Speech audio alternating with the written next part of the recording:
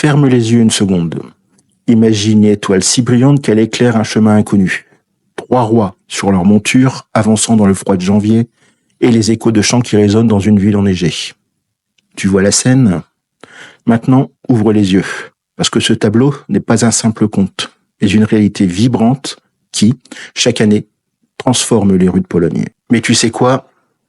L'épiphanie en Pologne, c'est bien plus qu'une fête religieuse. C'est un miroir. Un miroir qui reflète ce que les Polonais ont de plus précieux. Leurs valeurs, évidemment, leur sens de la communauté et leur histoire. Alors, aujourd'hui, on part ensemble pour un voyage. Je te rassure, on part pas à Bethléem, mais au cœur de la Pologne. Et crois-moi, tu ne verras plus jamais l'épiphanie de la même façon. Prends ton temps, installe-toi, parce qu'aujourd'hui, on va parler d'étoiles, mais aussi de celles que l'on porte en nous. Bienvenue dans le Double K, le podcast où on ne se contente pas de parler de la Pologne. Non, ici, on la vit, on la ressent. Moi, c'est Jean-Philippe, et chaque jour, je t'emmène découvrir l'identité polonaise, ses traditions, ses valeurs, et parfois ses mystères. On démonte les clichés, on explore et on partage, parce que la Pologne, c'est bien plus qu'un pays. C'est une manière de penser. Avant de te raconter comment l'épiphanie est célébrée en Pologne, parlons de pourquoi ce moment est si important. Cette fête, c'est certainement l'une des plus anciennes en Pologne, bien avant même que le pays n'existe tel qu'on le connaît aujourd'hui.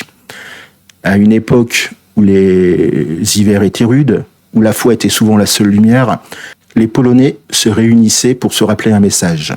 Peu importe d'où l'on vient, tu peux toujours trouver ton étoile. Et cette étoile, tu vois, c'est un symbole assez puissant. Tu vois, les Polonais ont traversé énormément d'épreuves dans leur histoire. Il y a eu des invasions, des partages, des guerres.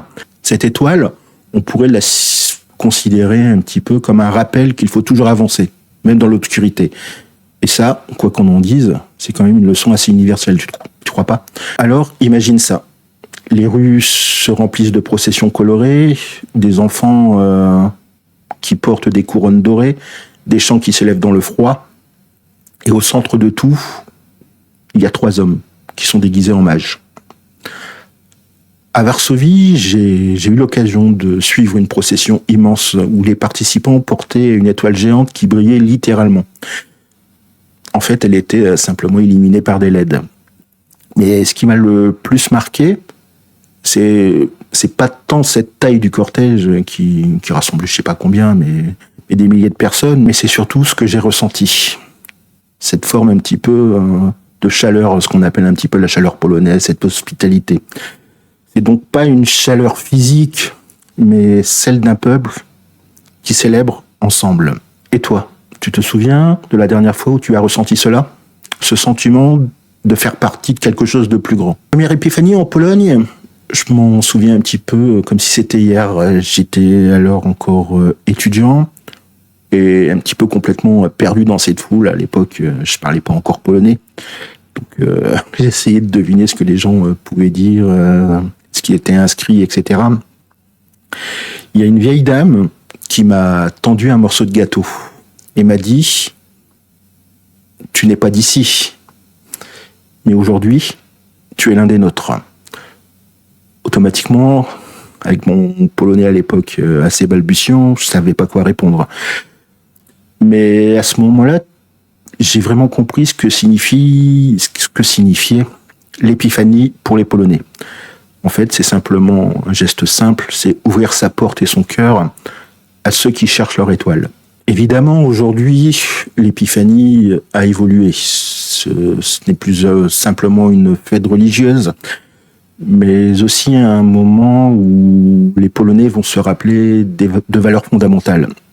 On pourra citer notamment la solidarité, l'espoir et la persévérance. Toi qui regardes cette vidéo ou qui écoute ce podcast sur l'une des plateformes où il est présent, je voudrais savoir, et toi, quelle est ton étoile ?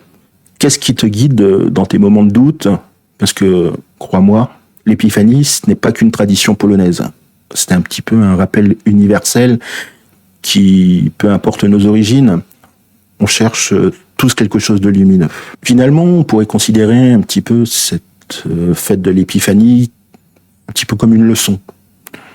Une leçon qui dit que la vraie richesse n'est pas dans ce qu'on possède, tous ces biens matériels, mais vraiment dans tout ce qu'on peut partager, qu'il soit matériel, immatériel, évidemment. Alors aujourd'hui, je te demande simplement de te poser une petite question. Qu'est-ce que tu partages avec les autres ? Peut-être que toi aussi, tu as une étoile à offrir. Voilà, aujourd'hui, tu en sais un petit peu plus sur l'épiphanie en Pologne. Je vais te dire, demain, on va changer totalement de sujet. On va parler, si je te disais, par exemple, qu'en Pologne, il existe une fête où tout le monde célèbre les excentriques, les gens bizarres. Oui, tu as bien entendu. Demain, on explore le Dzień Dziwaka, la journée des excentriques. Une tradition qui est méconnue et qui te fera sourire et certainement réfléchir, je l'espère. À très vite pour découvrir cette autre facette unique de l'identité polonaise. Je te remercie encore une fois d'avoir été avec moi pour cet épisode du Double K.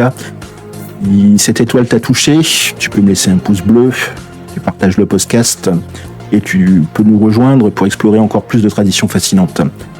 Et si tu veux soutenir ce projet, tu as un lien dans la description. Je te dis à demain pour une nouvelle aventure polonaise. Miłego dnia, do zobaczenia.